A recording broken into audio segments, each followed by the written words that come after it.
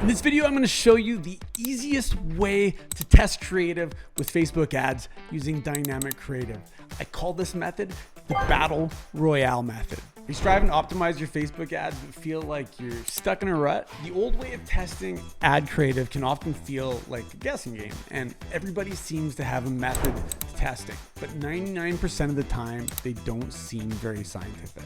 They waste tons of money and they leave you wondering if the ad sucked or if the way that you tested it did. If you run in the common e-commerce Facebook ad circles, you probably hear things like, I kill an ad after 3 times average CPA, or run them in an ABO so you get spend. Use minimum budgets, blah, blah, blah. If you're shutting things down after 3 times CPA, you're potentially missing out on tons of amazing creative. Testing over a single day leaves you at the mercy of the algorithm. Maybe there was an update, maybe there was more competition that day, maybe the algorithm fed your ads to the wrong audience. This method is going to get you tons of false negatives as well as tons of false positives. But lucky for us and the help of AI Facebook, there's a new, smarter way to test ad creative that can give your campaigns a real edge. And the best part of all, it's extremely easy and low maintenance.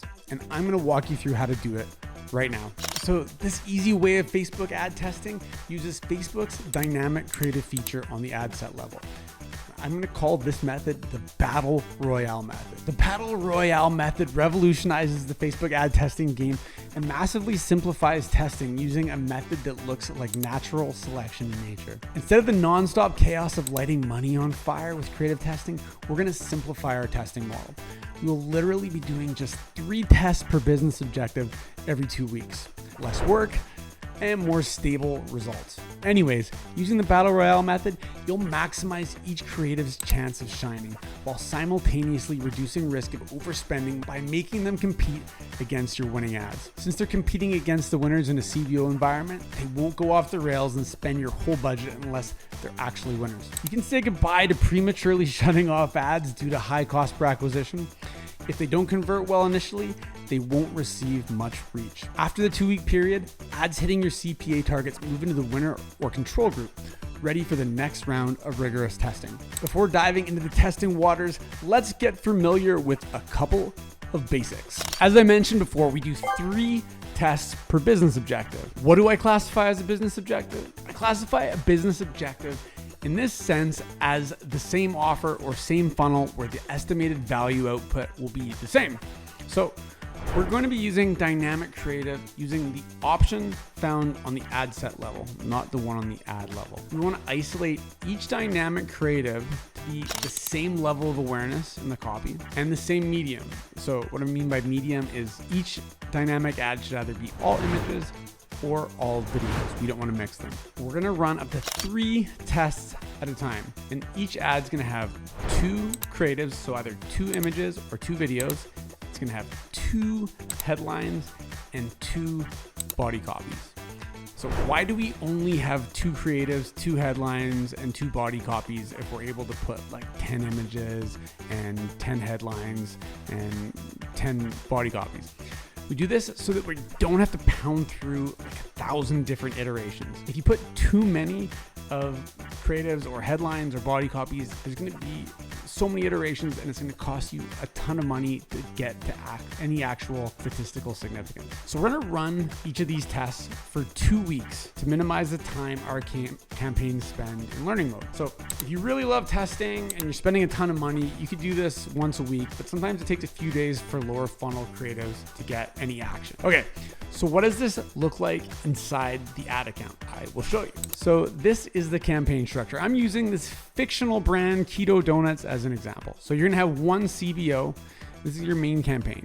There's gonna be no targeting because we wanna let AI do its thing. Inside the CBO, we're gonna have a control and 3 tests. The control is gonna feature all of the past winners.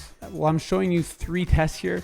You could run fewer if you wanna test faster, but I prefer to run 3 tests at a time so I can get tons of options at a much quicker rate. So this is what the inside of an ad will look like. You pick your page, all of your standard stuff. You're gonna pick 2 images. You're gonna put in 2 chunks of text. You're also gonna put in 2 headlines. These are my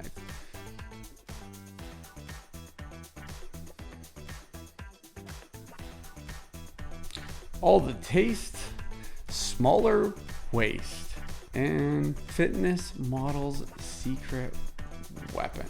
You're also gonna plot it in the description, free shipping today. Sometimes I like to put another one in, like a 100% money back guarantee.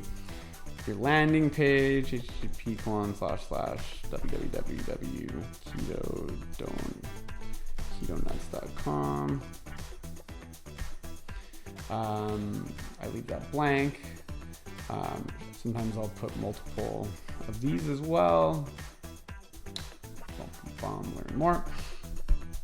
And then put your URL parameters in here if you want to dynamically push the data into Google Analytics. I like to fill this in because I like to have data. I'd suggest that you do too. Everybody has a different URL parameter. I have another video. I'll put the link right here. You can check it out. That goes over how to set up dynamic UTM parameters. But anyways, let's get moving. So we finished this. We added the same things to the other 2. We click publish, and some time passes. Okay, so 2 weeks have passed by.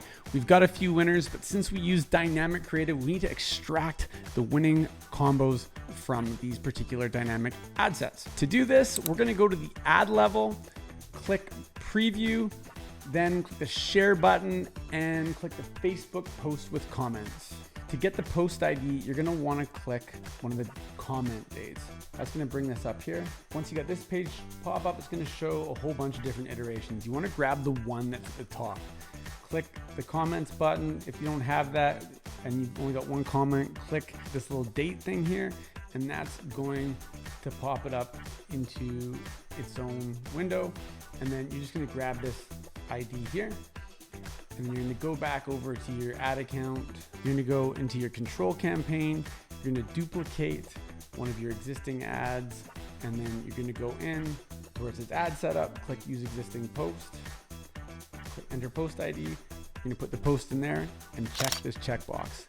The ad will then pop up on the right-hand side here, and you're good to go. By using this post ID, you're gonna make sure that you get to maintain the social proof of the other ad, which is crucial. Once you've moved the winning ads from each of these tests to your scale campaign, it's time to set up some new tests. Shut these old ones off and start again. For these ads, I like to use a naming convention to organize my ad names so I can tell which areas of my funnels are weak.